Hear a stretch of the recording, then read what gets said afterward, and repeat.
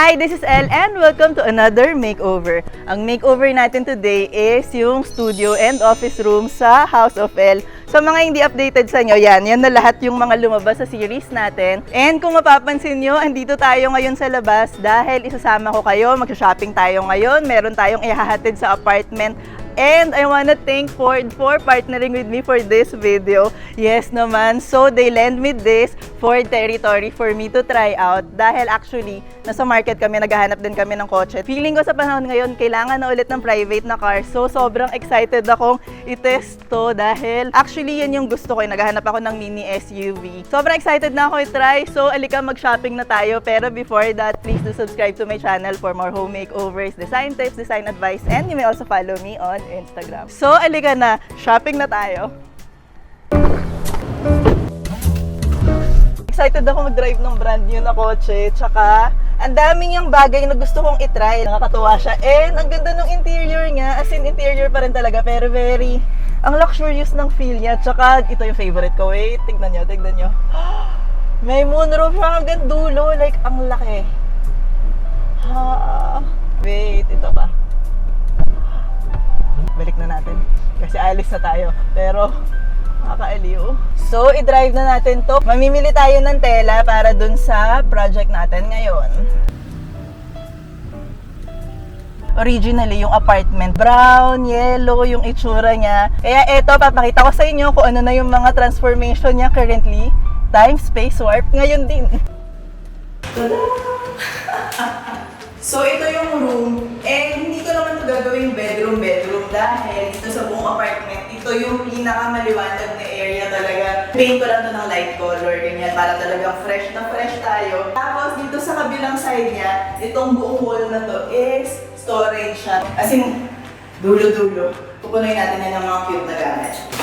Tinanggal na nila yung mga door nitong sliding kasi papagawin ko lang siya na standard na nag-open na door. Painted na yung cabinet natin. Tapos na siya. And medyo madilim ngayon dahil magkakabit na tayo ng ilaw. Yan na siya! Ang ganda! Tapos lalagyan na namin yung mga balls para ma-diffuse yung ilaw.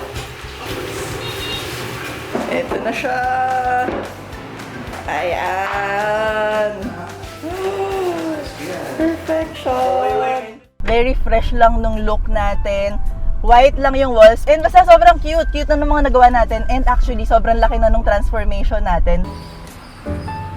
Andito na tayo ngayon and excited na akong mamili ng mga fabric natin. Actually, sobrang okay nito. Tignan nyo. Meron 360 cam. Nakikita nyo yung paligid. As in, ayun, nandyan yung, ang galing niya. Nakikita nyo yung car. Nandyan yung parking. Tapos, amazing! So, alika na. Mag-shopping na tayo. Pas de soleil, pas de soleil, pas de soleil, pas de soleil, pas de soleil, pas de soleil.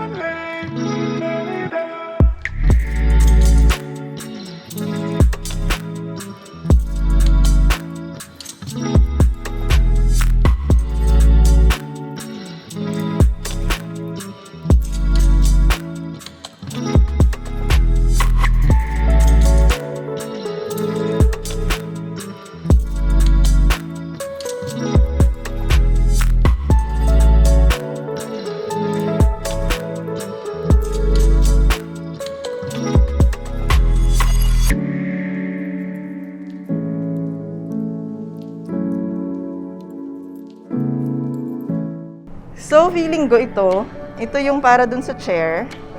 Di ba? Ang ganda. Tapos, dun sa natin, ratan, ito, nakakasosyal. Cute. Ito na lang.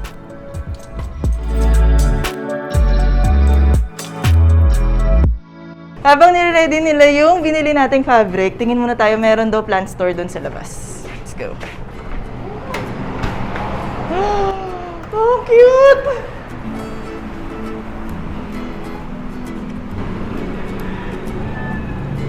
Ganda. Yung pink na planter. So, kasi dito sa... bago lang. Ayaw ibenta sa akin yung paso. Tela lang bibilhin ko eh. Paano naman? Sabi ko sisilip lang ako eh. Tara. Let's go!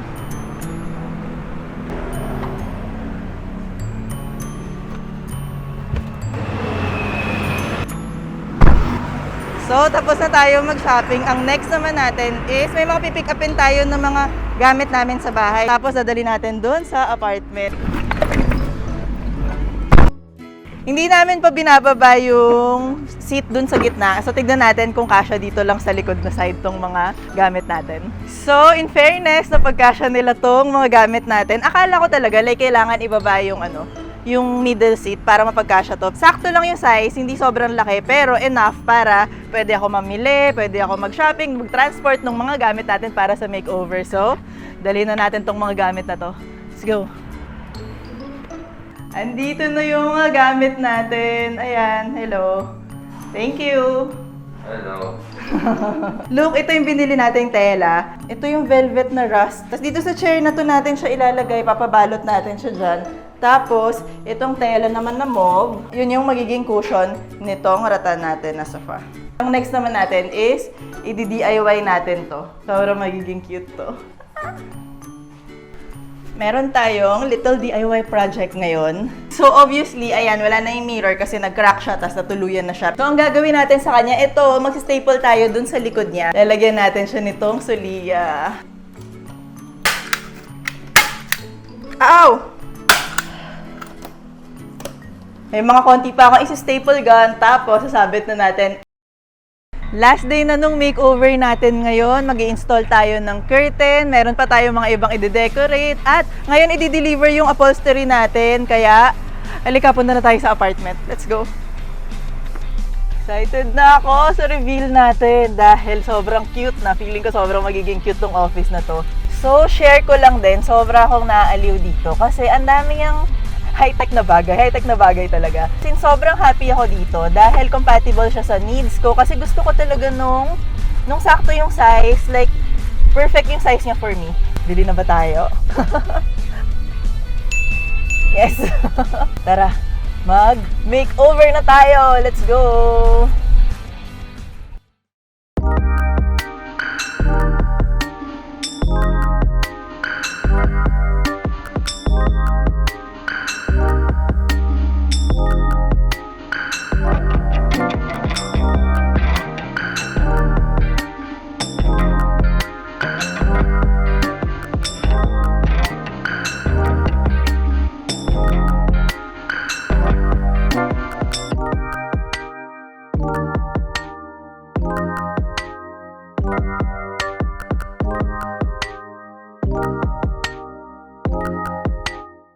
Sobrang happy ko dahil meron na naman tayong natapos na isang room dito sa House of Elle. Kaya, alika, tour ko na kayo.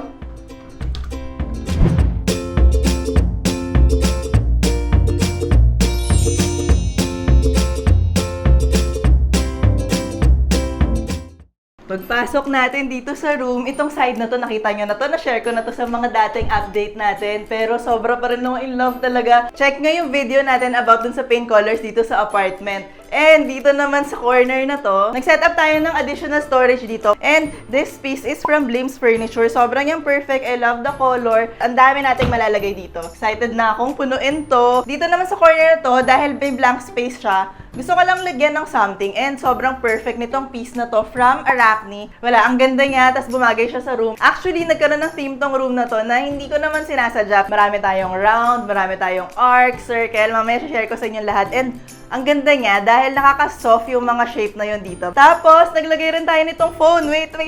So, si Yusuf nakahanap nito. And, wait. Sasagutin ko ba? Ako rin kasi yun eh. Hello? Hello, party line. Sobrang yung cute. And nilagay ko din tong stool na to dito sa corner. Nandun to sa room namin dati. Tapos sobrang perfect nito dito kasi kailangan natin ng extra seat. And later, meron pa tong ibang function na ipapakita ko sa inyo. Tapos, dito naman, parang ayan, today list ko. Gusto ko, pagpunta ko dito, isusulat ko ano yung goal natin for that day para ma-achieve natin, sure na magagawa natin lahat. And, tapos na tayo sa finishing touches, shoot office tour. Check na rin natin. Advance, kahit di pa natin natatapos. And dito naman sa ating corner window, Ito yung pinaka main workspace natin dahil gusto ko talaga nang nag-work ng kaharap mo maliwanag. Di ba mas nakakagana magtrabaho kapag ka ang fresh? So, ang pinili nating table is malaki. Gusto ko kasi nung pwede ka mag-spread out. Tapos, syempre, dahil nandito tayo sa window, marami tayong plants. Nakaka-fresh. Hopefully, ma-maintain natin sila. Abangan nyo. Si Yusuf yung tagapag-alaga ko ng halaman. Gawin mo ikaw sisisihin ko kapag hindi yan gumana. Tapos, itong chair naman natin na to, sobrang yung cute. Like, I love it. And, pinare-upholster natin siya dito sa parang ang ganda na rust orange na velvet fabric. Yung mga fabric na ginamit natin is from Home Fabrics Manila. Sobrang yung, I love it. So, ito naman yung ating OOTD corner.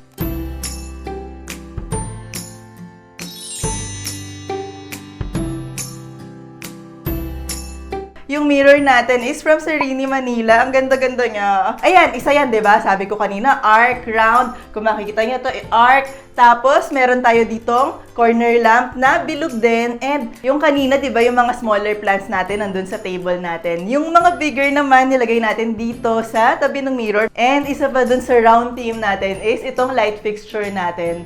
Like, I love it. I love it talaga.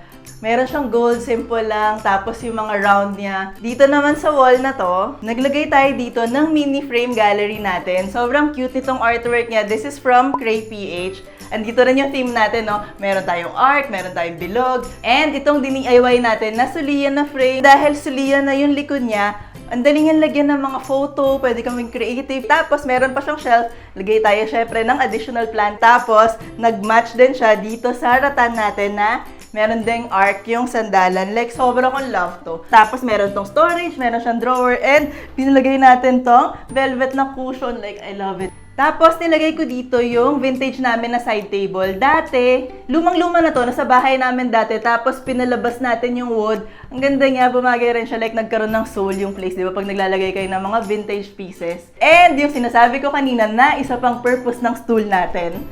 Wait! Itong stool. So, ang isa niyang purpose, pwede mo siyang patungan ng paa, di ba? Kung chill ka. Meron na tayong table doon, di ba? Kung doon ka nakaupo. Pero paano naman kung may katabi kang nakaupo dito? Siyempre, kailangan din yan ng table kung may kape siya, di ba? Pwede mo siyang baliktarin, tapos, yan.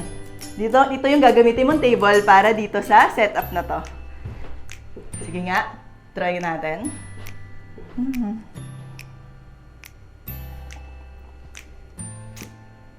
Yes.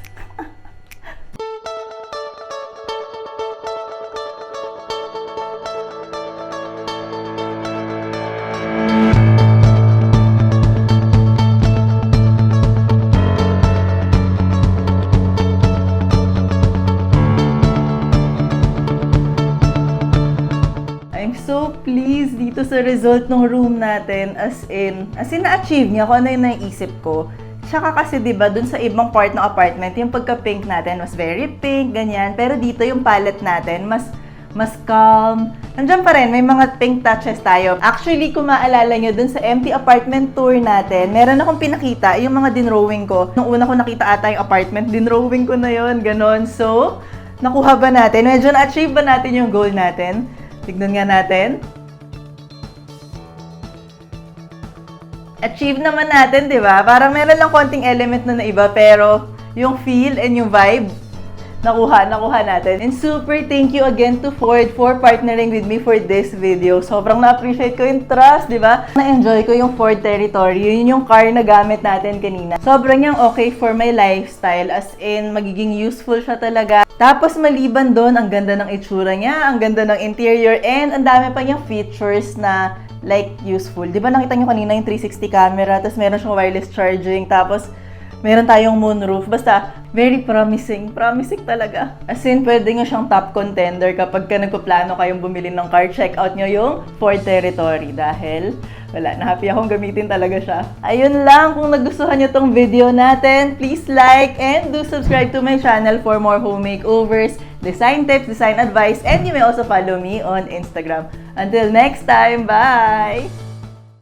Kita nyo yung itsura niya before, as in brown, yellow, ibang-iba na yung itsura niya ngayon, and sobrang nang laki ng transformation niya, kaya time-space warp ngayon din.